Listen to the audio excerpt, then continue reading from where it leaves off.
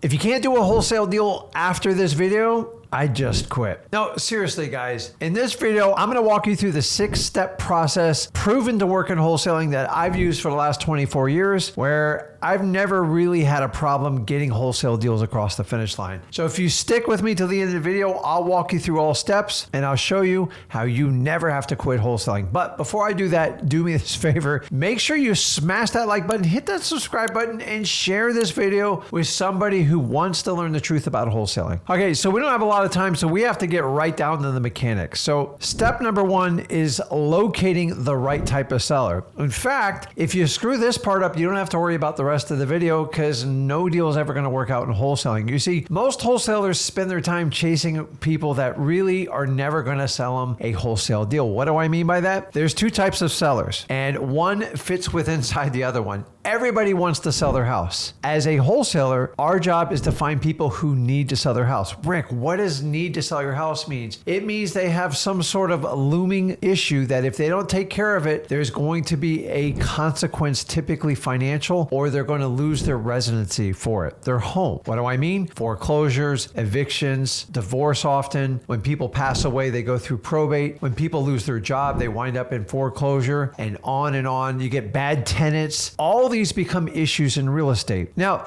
there's a lot of homes in the United States. I believe out of this video, there's 335 million homes, give or take. And what we're looking for is about 5% of those that are in distress, meaning they have some sort of looming issue that if the homeowner doesn't take action, they're going to have a consequence and it's going to impact them extremely negative. Now, the ones that need to sell their house, let them go take it to the realtor, let them get full price, because if you make offers on those houses, you're going to be out of business as a wholesaler because you won't make any money. So Rick, how do I find these homes? Really easy. You want to find the 5% of distressed properties in the United States, and it never goes away. I've been doing this 24 years. I'm going to give you a simple acronym, ODM. We're going to look for off-market properties direct to the seller that need to sell. And when I say need, there has to be a story behind the symptom of the real estate. If the property's in foreclosure, you want the seller to tell you maybe somebody lost their job, maybe they lost income, maybe they're going through a divorce, something like that. If the house is in disrepair, they had a tenant that trashed the property, they don't have $30,000 to fix up, and they just need to sell it and get out what they need of the house. That's someone who needs to sell their house. So if you'll just focus on those types of sellers, you can avoid all the distractions, all these ridiculous courses that try to sell you courses to buy properties off MLS wholesaler. I'm not saying you can't do it, but it's almost impossible for a beginner wholesaler, so I'm not going to steer you that direction. So now we have what we call our wholesale compass set. Off-market direct to seller needs to sell. Now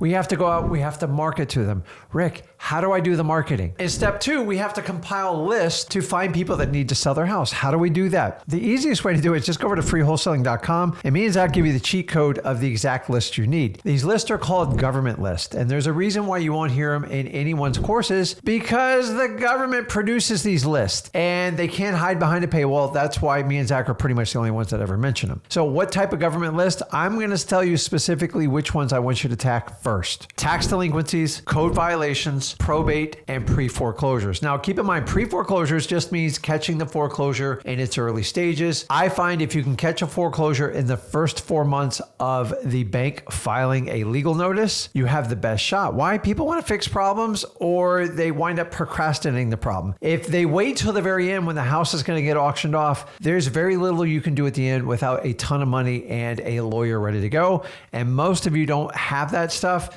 And a lot of times there's no equity left in the property. So if you're going to do a foreclosure, catch it sooner than later. How do I get foreclosures? Guys, go down to the courthouse or go online and get them and find the freshest leads that are just filed. These are public lawsuits. You should have zero issue getting these. The code violations, the tax delinquencies, and the probates are going to take some resiliency to get it. Once again, go to freewholesaling.com. We'll show you how to work that angle. So the third part is once we have these lists, these are our prospects. Now we have to market them and turn these prospects into leads. If I've got 5,000 prospects, the idea is to find the few that want to work with you. It doesn't matter how many you get, you just got to get qualified leads. So we're going to market them to the most efficient ways you can do it, because most of you have little to no money to get started in this business. That's fine. It's how I started. You're going to cold call, you're going to text, you're going to do it techniques where you call it reverse dragging for dollars, where you put sticky notes on the door. And some of you, brave few, will go around and do what we call door knocking. That's how I got started, but it's a different world in 20 2026, it's not as easy as it used to be with Ring doorbells. Now, once we market them, regardless of how you do it, and I gave you the most efficient ways to do it when you have little to no money, there are paid ways you can do it, but I'm here to talk about that in that video. Go to freewholesaling.com. We'll show you free and paid, and you can make a decision. Now, here's a little trick that I'm going to teach you that will cut your learning curve in half. It's called list stacking. Yes, list stacking.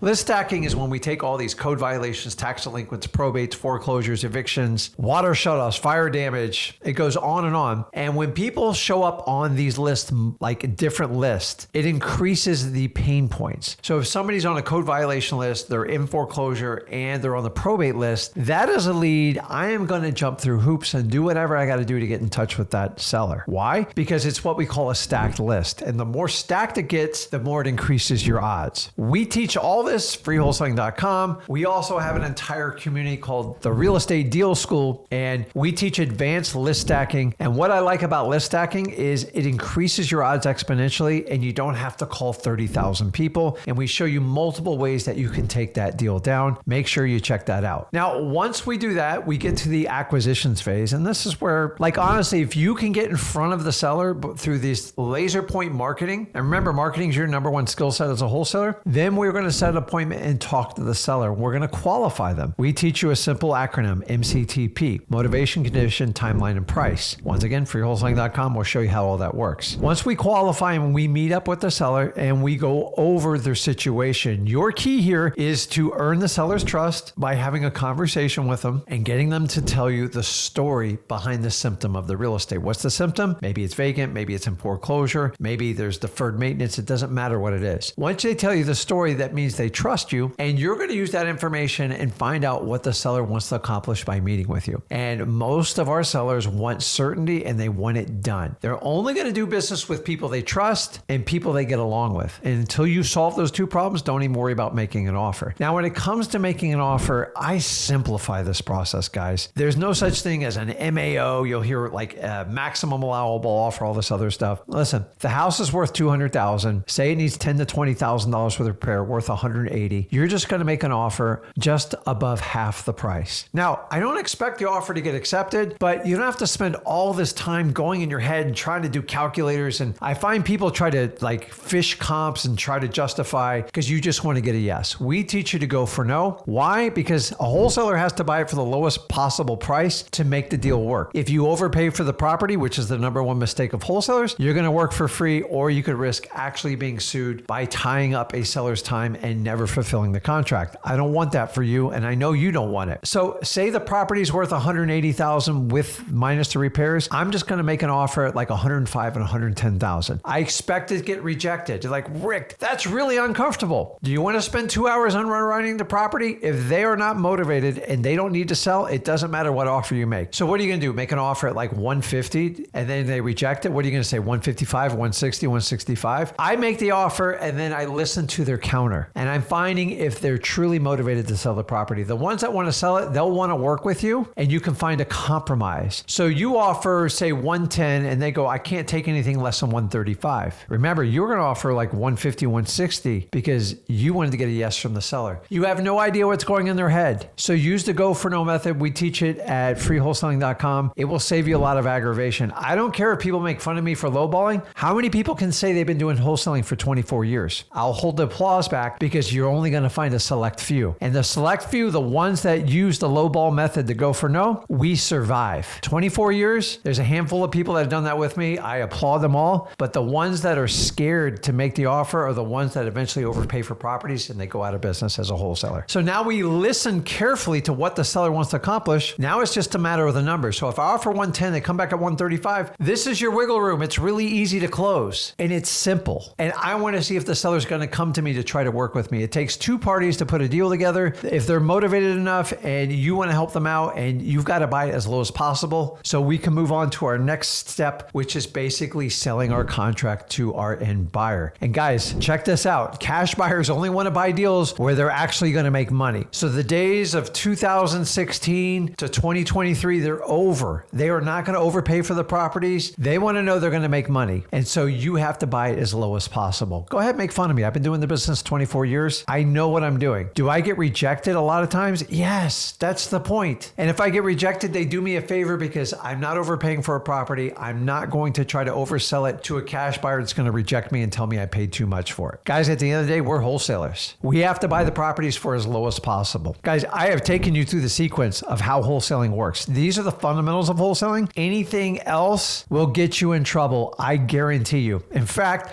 I've watched all these people come in and try to teach wholesaling, and more than half of them have left the business. Why? Because they turned wholesaling into speculation. Speculation only works in an up market. You're in a challenging market in 2026. Only the good survive, meaning the people who buy them for the lowest possible price from people who need to sell their house. If you'll just remember those fundamentals of wholesaling, you can be in the business 25 years plus, just like Rick did. Guys, let me know in the comments if you're going to use these fundamentals, because fundamentals are what survive over the test of time. Speculation and gimmicks only work for a few years, and the problem is they've all washed away. You guys aren't going to your seminars anymore. These $10,000 programs are washing away like sand on the beach. And what happens when the tide goes out? It gets exposed. Fundamentals work. They're not sexy, but they always work. And Rick's proud of it because I have founded my entire wholesaling business on this for the last 24 years, and I want you to do the exact same. Let me know which fundamentals are the most important to you and if you're utilizing them in your wholesaling business. And as usual, if you got value from this video, do me a favor, make sure you smash that like button, hit that subscribe button, and share this video with someone who wants to learn the art of wholesaling. This is Rick Ginn. I'll see you in the next video.